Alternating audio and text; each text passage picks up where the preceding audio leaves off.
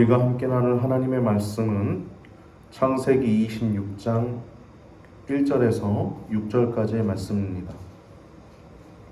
창세기 26장 1절에서 6절까지의 말씀입니다.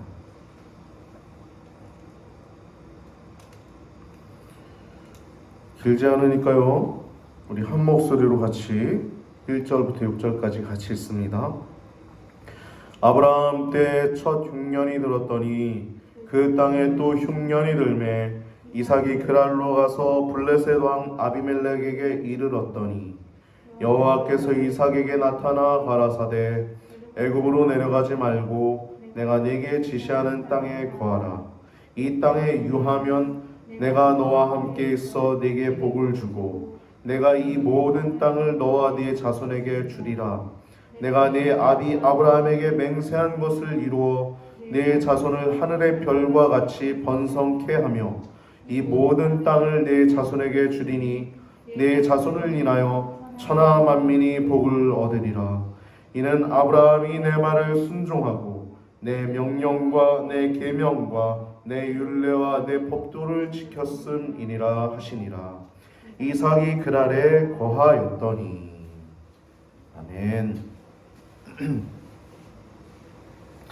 오늘 본문을 통해서 우리가 함께 나눌 제목은 여호와의 구속사, 이삭의 믿음과 하나님의 주권이라고 하는 제목을 가지고 말씀을 나눌 때 큰 은혜가 있기를 바랍니다. 여호와의 구속사, 계속 여호와의 구속사를 나누고 있는데, 여호와니까 언약을 세우시고 언약을 이루어 가시는 하나님. 그러니까 우리 주체가 성도가 아니라 주체가 하나님이시라는 거죠. 여호와 하나님. 언약을 세우시고 언약을 이루어 가신 하나님. 책임도 하나님께 있고 성취도 하나님께 있다. 우리가 계속 이 말씀을 보면서 우리가 하나님의 주권 가운데, 하나님의 능력 가운데, 하나님의 권세 가운데 우리가 평안함을 누리고 있는데요, 이것이 여호와 하나님의 구속사, 구원하신 역사라는 거죠. 우리가 지난번에는 계속적으로 언약의 시초이신 믿음의 조상 아브라함을 나눴었고요.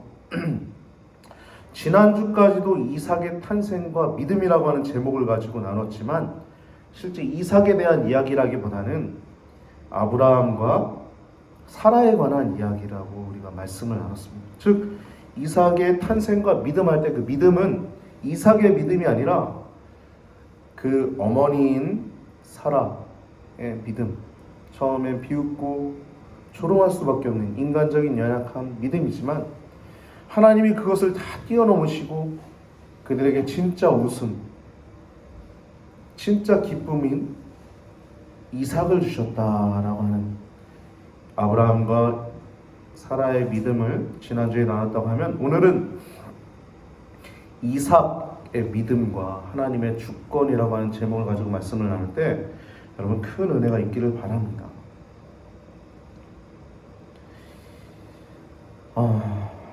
아브라함은 믿음의 조상이잖아요. 즉 언약의 시초라고 할 수 있죠. 이삭은요, 언약의 결과라고 볼 수 있어요.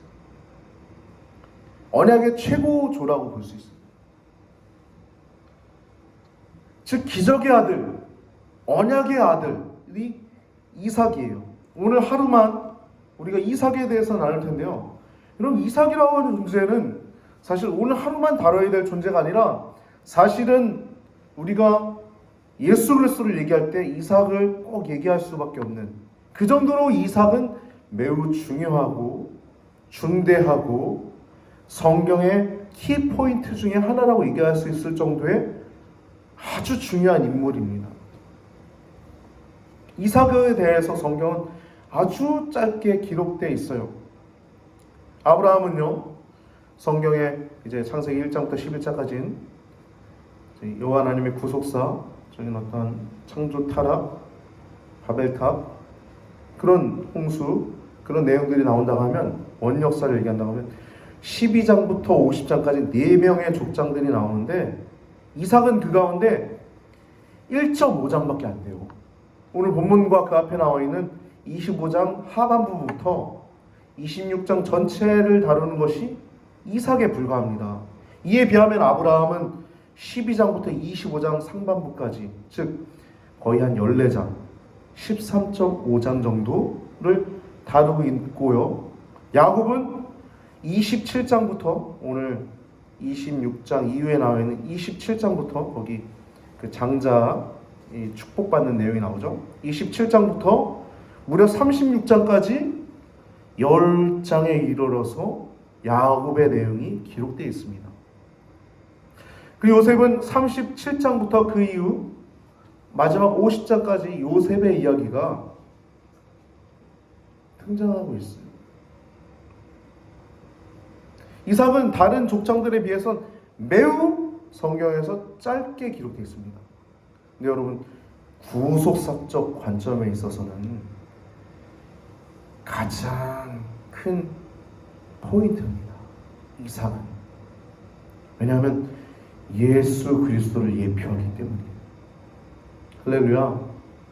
이름을 예수라 하라. 이는 그가 자기 백성을 저희의 죄에서 구원할 자이심이라. 하늘의 보좌를 버리시고 그 보좌에 내려오신 것도 모자라서 피조물의 하나로 이 땅에 오셔서 인간의 모든 죄를 위해서 죽으신 예수님. 우리가 강림절을 오늘 마지막으로 넷째 주로 보내고 있는데요. 그 이름을 임마누엘이라 하라. 이는 하나님이 우리와 함께 계시다 합니다. 예수님 하나님이시죠. 하나님. 예수 그리스도를 예표하는 것이 이삭입니다. 이삭. 여러분, 제가 이번 주에 좀 놀라운 일을 하나 발견하게 됐어요. 제 사촌이 늦게 이제 목사가 된 제 나이 동갑인 김재헌 목사님이라고 계신데, 그분이 이스라엘을 참 많이 다녀왔습니다. 이스라엘의 어떤 성지에 대해서 많은 지식을 갖고 있어요. 얘기를 나누다 보니까 이삭의 번제 사건이 모리아산에 있지 않았습니까? 모리아산? 그런데 그 장소가요, 우리 구주 예수님이 죽으신 그 장소더라고요. 예루살렘이라고 하는 곳이, 여러분 예루살렘 성전 있지 않습니까? 그것이 천의 요새였어요. 천의 요새. 산에, 큰 산의 중간에 이렇게 지어진 것이 예루살렘 성전인데, 그곳이 바로 모리아산이었던 거예요. 할렐루야. 예수님이 예루살렘 성전 그 바깥 어디 갈보리 언덕에서 죽으셨는데, 그 모리아산의 일부에서 죽으신 분. 그러니까 예수님이 죽으신 곳이 모리아산이었던 거예요. 갈보리 언덕. 할렐루야. 제가 그 얘기를 듣고서 나 이스라엘 빨리 다녀와야겠네. 너무 놀랍더라고요. 그 설명을 쭉 해주는데, 야, 더 정확히 얘기해봐. 그랬더니 설명을 쭉 해주는 거예요.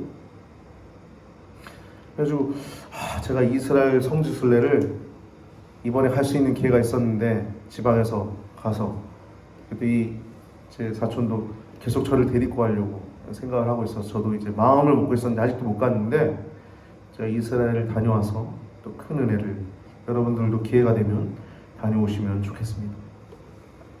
아무튼 이삭의 번제 사건이 있었던 그 모리아산, 그 장소가 우리 구주 예수 그리스도께서 죽으신 장소라는 거예요. 이삭의 모습과 예수님의 모습도 많이 닮아있죠. 십자가를 지고 걸어가신 예수님.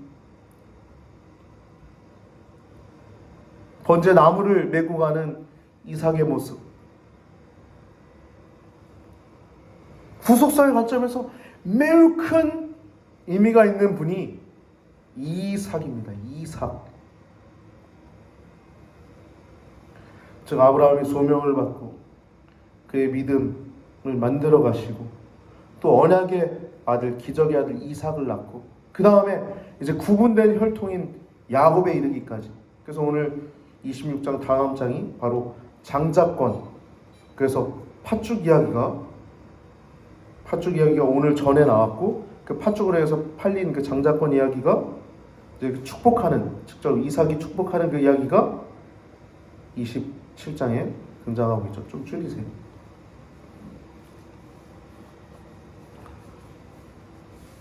그래서 형에서는 그곳에서 제외가 되고, 동생 야곱은 선택받지 않습니까? 됐어요. 구원의 역사, 그 구속사가 오직 여호와 하나님의 절대 주권 가운데 있음을 우린 야곱과 에서를 통해서도 우리가 볼 수 있게 되죠. 다음 주에 우리가 살펴보게 될 텐데요. 즉 어머니의 뱃속, 오늘 본문 앞에 나와 있는 이삭의 그 출산, 즉 리브가의 출산, 그 쌍둥이의 출산 사건이 오늘 본문 25장 하반부에 나와 있죠. 19절부터 16절까지. 즉 이 어머니의 뱃속, 리브가의 뱃속, 그 복중에서부터 이미 아직 그들이 태어나서 무슨 선악간의 어떠한 공로나 혹은 아무 어떤 과오가 없을 때에 여호와 하나님의 절대 주권적인 그 하나님의 권세가, 하나님의 능력이 어떤 자는 선택하셨고 어떤 자는 제외되었다는 것을 보면서 하나님의 구속사가 여호와 하나님의 절대 주권 가운데 있음을 우리는 알 수 있습니다. 성경에 나와 있는 이삭의 이야기를 보면요, 탄생 이야기가 나오고 이삭의 탄생, 그리고 이삭의 희생 번제 이야기 16세에서 17세죠. 그 다음에 결혼도 좀 늦게 했어요. 이삭이 40세 합니다. 40세. 그리고 아기는 또 늦게 낳습니다. 40세에 결혼했으면 빨리 낳아야죠. 순풍. 근데 여러분 20년이라는 세월이면 굉장히 긴 세월 아닙니까? 20년. 60세에 출산을 합니다. 그래서 오늘 본문 앞에 25장 19절에서 34절까지 말씀 보면 이삭의 후예는 이러하니라 라고 19절에 톨레도테라고 하는 단어가 또 등장하고 있습니다. 19절, 20절, 21절 보면 이삭이 아이가 없으므로 기도를 해요. 이삭이 그 아내가 잉태치 못함으로 그를 위하여 여호와께 간구하매 여호와께서 그 간구를 들으심으로 그 아내 리브가가 잉태하였더니.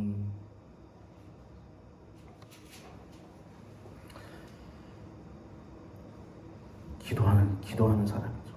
기도하는 사람. 하나님께 기도드리고 잉태하는. 그리고 22절, 23절 말씀 보면 그 놀라운 일들을 성경은 보도하고 있어요. 아이들이 태 속에서 싸우는 거예요. 그러니까 이삭이 이 같으면 어찌할꼬.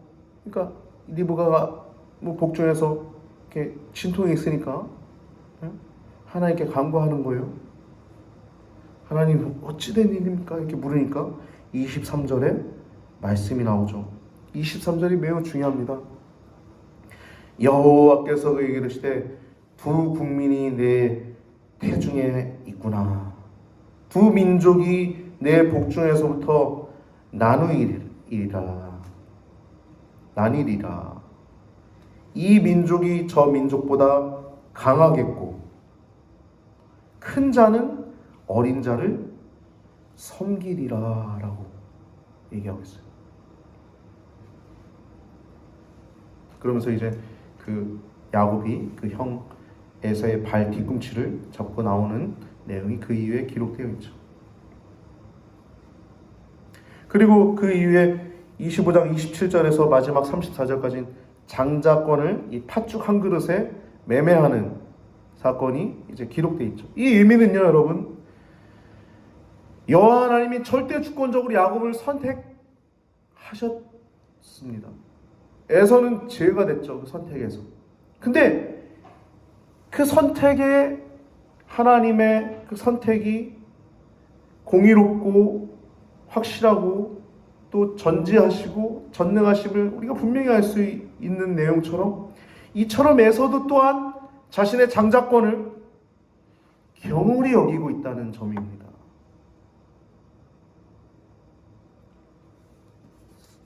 그것이 오늘 본문 앞에 있는 이 장자의 명분을 판 에서 이야기입니다. 그리고 오늘 본문이 바로 이제 이삭의 인간성.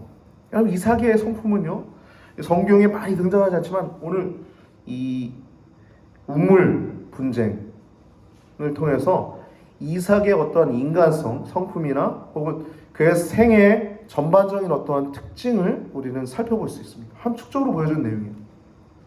그래서 오늘 본문을요, 저는요, 주중에 내내 이삭의 성품과 뭐 이렇게 제목을 지으려고 했는데, 성품이라고 하는 단어를 넣으려고 했는데 그렇게 넣지 않은 이유는 이삭의 포인트는, 이 성경의 포인트는 이삭에 있지 않다는 거예요. 이삭이 갖고 있는 성품에 있지 않다는 거예요. 여호와 하나님께 성경은 초점이 맞춰 있기 때문이에요. 이삭의 성품보다는 하나님을 향한 그 믿음, 이삭의 믿음, 그것에 초점을 맞추기 위해서 우리가 오늘 제목도 이삭의 믿음과 하나님의 주권이라고 하는 제목을 가지고 우리가 말씀을 나누고자 합니다. 즉, 이삭을 권고하시고 태어나면서부터 자신의 탄생 자체가 기적이었죠. 자신의 존재 자체가, 태어났는데 다른 친구들은 다 젊은 부모님인데 우리 엄마 아빠는 할머니 할아버지인 거예요. 그냥 그 태어남 자체부터 믿음을 안 가질 수 없는 그 언약의 아들, 기적의 아들이었다. 즉, 이삭의 삶 전체를 권고하시고 또 말씀하시고 또 친히 돌보시고 또 보호하시고 또 만들어 가신 여호와 하나님, 그분께서 이삭의 심령을 만들어 가고 계셨다는 것이 오늘 본문의 내용의 포인트입니다. 우리가 마지막 찬양, 그 십자가를 질 수 있나 찬양 보면, 우리의 심령 주의 것이니 주님의 형상을 만드소서, 주인도 따라 살아갈 동안 사랑과 충성 늘 바치오리다 말씀처럼, 우리 늘 하나님 앞에 죄 사함 받은 자로서 안주하지 않고, 세상에 어떠한 일들에 어떠한 성취에 안주하지 않고 그 하나님의 복음에 비친 자의 마음으로서 달려가야 될 줄 믿습니다. 우리의 심령 주의 것이니 주님의 형상을 만드시옵소서. 우리의 심령. 오늘 본문에 이제 이삭의 성품, 이삭의 인간성에 대해서 보여주는 내용이 26장에 등장하는데, 오늘 본문을 읽은 이후에 니브가 누이 사건, 니브가를 누이라고 얘기를 해요. 그 사건이 벌어지죠. 그리고 우물 사건, 이 두 가지 사건이 등장합니다. 그러나 이 모든 사건의 중심은요, 여호와 하나님의 말씀이 있다는 거예요. 말씀. 할렐루야. 앞에도요, 오늘 우리가 읽은 것처럼 1절부터 6절까지 여호와 하나님이 이삭에게 말씀하십니다.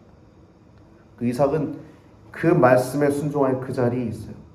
즉, 이게 무슨 말이냐면, 모든 사건의 중심이 말씀에 있다는 건 뭐냐면, 그 이후에 이삭의 약점, 인간의 약점, 인간의 어떤 실수, 그 인간의 그 연약함과 그 부족함에 불구함에도 불구하고 언약의 하나님께서 이삭을 친히 보호하시고 친히 그와 동행하시고 있다는 것이 오늘 본문의 핵심입니다. 그것이 포인트입니다. 그 이방인의 땅에서조차도 하나님이 가지 말고 머물라 하니까 그 자리에 있지 않습니까? 6절에 이삭이 그 아래 거하였더니, 그냥 순종한 거예요. 그 자리에. 그러자 이방인의 땅에서조차도 풍요로움 맛볼 뿐만 아니라, 풍요로움을 소유할 뿐만 아니라 존경까지 받게 돼요. 영과 육이 잘 되고 복을 받는, 결국엔 그 모든 어려움 속에서도 하나님은 결국엔 그의 손을 들어주시고 그를 높여주시고 그를 인정해 주시는 여호와 하나님의 주권을 살펴보는 것이 오늘 본문 26장의 내용입니다. 1절부터 살펴볼까요? 아브라함 때 첫 흉년이 들었더니 라고 얘기하고 있어요. 즉, 아브라함을 언급하고 있는 이유는 뭐냐면, 과거 아브라함이 기근의 때에도 이 사람이 실수를 했어요. 아브라함, 믿음의 조상 아브라함이 12장 10절에서 20절 말씀, 그리고 20장에도 두 번의 실수가 등장하죠. 이후 20장 이후 그 이후에 75년이 지난 이후에도 이삭에게 경험되는 유사한 일이 벌어지는 거예요. 1절 중반 보면 그 땅에 또 흉년이 드매, 이 그 땅은요 하갈의 우물이라 일컬어지는 부엘라 헤로이라고 하는 장소입니다. 이삭이 거했던 곳이죠. 이곳에 또 흉년이 들매라고 얘기하고 있어요.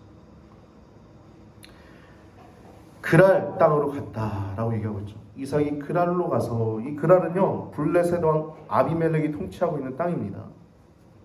즉 아비멜렉은 여러분 공식 직함이에요. 애굽 왕 바로 그것처럼 공식 이름이 아비멜렉입니다. 이 아브라함 때도 아비멜렉이 있지 않습니까? 공식 직함이기 때문에 아비멜렉이라고 하는 거예요. 이때도 기근이 있고 흉년이 있는데 하나님께 기도하지 않아요. 이 위대한 두 분의 족장께서, 믿음의 사람들께서, 이분들이 연약한 믿음을 갖고 있었다는 것이죠. 인간에게 도움을 청합니다. 블레셋 그랄 땅 곡창지대, 그곳에 가서 한낱 인간에게 도움을 청해요. 아비멜. 이 두 족장의 실현의 근본적인 원인은 믿음의 부재예요. 2절 말씀 보면 하나님이 등장하죠. 이삭이 그 그랄 땅에 이르렀는데 이 그랄 땅은요 애굽으로 가는 경로입니다. 하나님 말씀하십니다. 이삭에게 나타나 가라사대 애굽으로 내려가지 말고 내가 네게 지시하는 땅으로 가서 거해라. 땅에 거하라. 명령이죠. 애굽 안 돼. 애굽 가지 마. 애굽은 풍요롭고 그러나 죄악이 가득한 도시죠. 내가 네게 지시하는 땅에 거하라. 명령이에요. 사명이 있는 겁니다. 거기로 가야만 하는 거예요. 여기에 머물러 있어야 되는 겁니다. 은혜 안에 거해야 된다는 거죠. 우리들도. 할렐루야. 그럼 성도는요 늘 은혜 가운데 있어야 되는 거예요. 십자가의 은혜, 예수 그리스도의 피가 있는 우리들은 자리에 안주하거나 불평, 불만, 비교, 시기하는 것이 아니라 은혜 가운데 있어야 되는 것입니다. 할렐루야. 은혜 가운데 거하라. 내가 내게 지시한 땅에 거하라. 여호와의 명령이에요. 2절에. 근데 3절, 4절, 5절 말씀은 축복이 나오죠. 3절, 4절이 축복입니다. 이 땅에 유하면 3절에 영토죠. 영토. 이 땅은요 이 그랄 땅을 포함한 가나안 전 지역을 얘기를 하는 겁니다. 가나안 전 지역. 이 땅에 유하면 내가 너와 함께 있어. 나는 내게 복을 주고. 하나님이 함께하는 것 자체가 복이죠. 하나님이 함께하는 복입니다. 복을 주고 내가 이 모든 땅을 너와 내 자손에게 주리라. 내가 네 아비 아브라함에게 맹세한 것을 이루리라. 맹세를 언약을 이룬다는 겁니다. 4절 말씀 보면 이제 내 자손, 국민에 대한 얘기죠. 영토 먼저 얘기하시고 그다음 국민에 대한 얘기예요. 내 자손을 하늘의 별과 같이 번성케 하며 이 모든 땅을 내 자손에게 주리라. 내 자손을 인하여 천하 만민이 복을 받으리라. 여러분 이 말씀은요 메시아 사건을 말하는 거예요. 내 자손을 인해서 천하 만민이 복을 얻으리라. 죄사함의 은총, 죄로부터 해방. 이 말씀 보면 4절 말씀 보면 별과 같이 번성케 하며 그리고 내 자손에게 주리니 복을 받으리라. 아직 받지 않은 거예요. 장차 받을 겁니다. 근데 반드시 이룰 거죠. 여호와 하나님의 언약은요 I will이 담긴 I will, 나의 의지, 내가 반드시 하리라. 하나님의 언약은 하나님의 의지, 하나님의 주권, 하나님의 능력, 권세가 담겨 있는 것이 하나님의 주권입니다. 5절 말씀 보면은 이는 이라고 얘기하죠. 이는 because 왜냐하면이라는 거죠. 왜냐하면 이는 왜 너희에게 이런 축복을 주냐면 아브라함이 순종했기 때문이라는 거예요. 예수님이 이 땅에 오신 것도 하나님이 보내신 거죠. 이삭을 바친 것도 아브라함이 순종한 거죠. 아브라함이 내 말을 순종하고 내 명령, 계명, 율례, 법도를 지켰습니다. 여러분 비슷한 유사한 단어가 나오고 있습니다. 명령, 계명, 율례, 법도. 이게 무슨 말이냐면요. 이건 사중 강조예요. 유사한 단어가. 이거는요 한마디로 얘기하면 마음을 얘기하는 겁니다. 마음을. 여러분 뭘 해도 마음이 없는 경우 있잖아요. 회사에서 일을 해도 마음이 없는 경우가 있고, 뭐 부모님께 뭘 해도 마음이 없이 하는 경우도 있고. 고르반이라고 있지 않습니까? 신약에도 고르반. 뭘 하든 마음이 있어야 되는 거예요. 마음. 하나님께 사랑받는 비결은요, 여러분 마음에 있음을 기억하시기 바랍니다. 할렐루야. 여러분 그 마음이라고 하는 단어가 다윗에게 우리가 잘 알 수 있어요. 다윗은 하나님을 진짜 사랑했던 사람이에요. 할렐루야. 이는 내 마음에 합한 자라. 내가 그의 장막을 너무 그리워한다. 다윗의 장막을. 마음을 다했던 다윗. 할렐루야. 마음을 다해야 됩니다. 6절 말씀 보면 즉각 순종합니다. 이삭이 그날에 애굽을 안 가죠. 그 땅에 거합니다.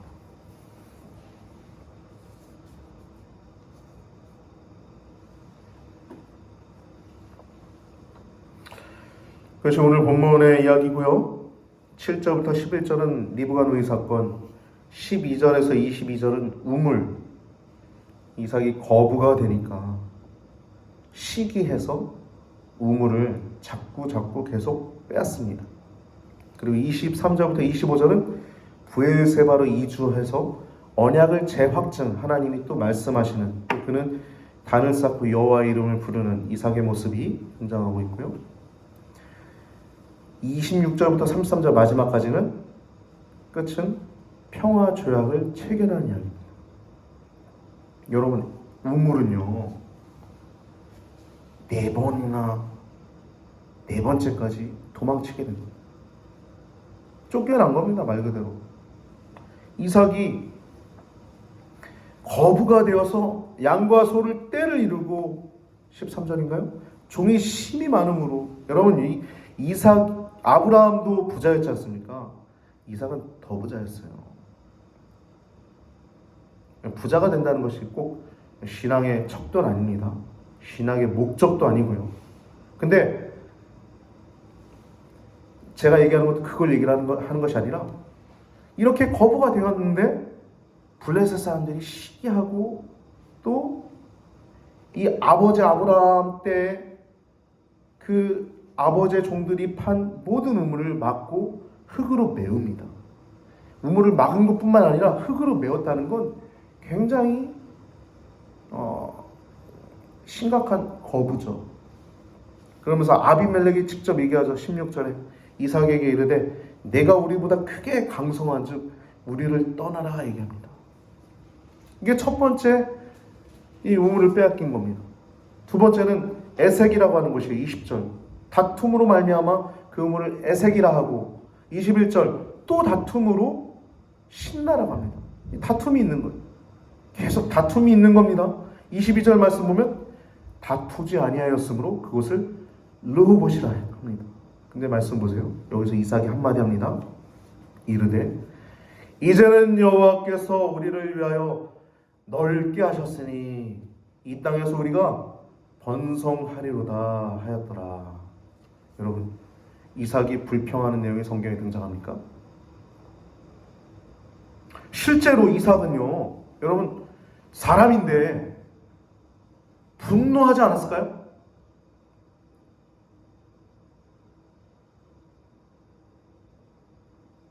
분노가 있었을 겁니다. 마음 가운데 많은 분노가 있었을 것이고요. 또 많은 갈등이 그 가운데, 마음 가운데 서운함이나 속상함이나 그런 것들이 그 안에 있었을 거예요. 근데 여러분, 이삭은 불평하지 않습니다. 악을 악으로 갚지 않아요. 그래서 결과적으로는 화평을 도모합니다. 이것이 바로 이삭의 온유함이에요. 온유함. 결국엔요, 26절부터 33절 말씀 보면 가해자인 아비멜렉이 피해자인 이삭에게 와가지고 화해를 요청해요. 평화조약을 요청합니다. 평화조약을. 아비멜렉은 이삭에게 고난을 줬고 이삭은 아비멜렉에게 평안을 줍니다. 마태복음 5장 9절 말씀 보면 화평케 하는 자는 복이 있나니 저희가 하나님의 아들이라 일컬음을 받을 것이며. 아멘. 여러분, 악을 누구한테 당했습니까? 꼭 악으로 갚지 마시기 바랍니다.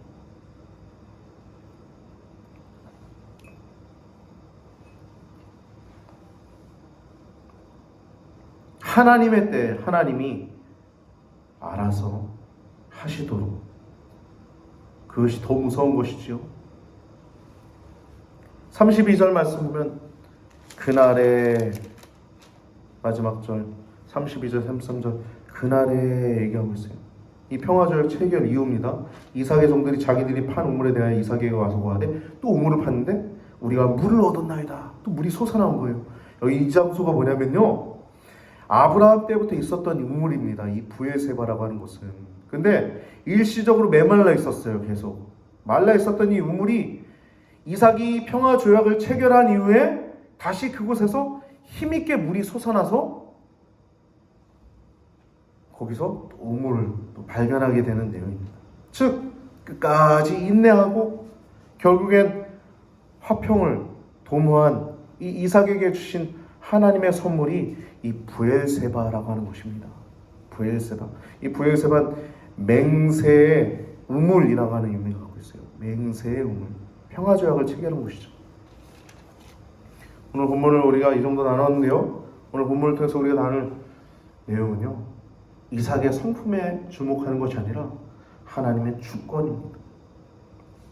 인간의 약점, 인간의 실수에도 불구하고 한 인간에 불과한, 피조물에 불과한, 죄인에 불과한 한 인간이지만 하나님께서, 그 여호와 언약의 하나님께서 이삭을 친히 그럼에도 불구하고 보호하시고 동행하여 주셨다는 것이 오늘 본문의 26장 전체가 보도하고 있는 내용입니다. 여러분과 제가 부족한 부분도 있을 거예요. 우리 대한민국에 많은 기독교인들이 있지 않습니까? 여러분 다 부족해요. 손가락질하기보다 여러분, 우리가 예수 그리스도께 빚진 자로서 그가 어떻게 되든 뭔 상관이냐, 너는 나를 따르라 라고 예수님이 베드로에게 말씀하셨죠. 요한, 저 사람 어떻게 되겠습니까? 물어보는 베드로에게 그것이 무슨 상관이냐, 너는 나를 따르라 얘기했던 것처럼 대한민국에 수많은 성도들이 있음을 우리가 눈물로 감사하고 또 그들을 위해서 기도하면서 내가 이 땅에서 복음의 빚진 자로서 예수 그리스도를 전할 수 있는 이 강림절 되시길 예수님의 이름으로 축복합니다.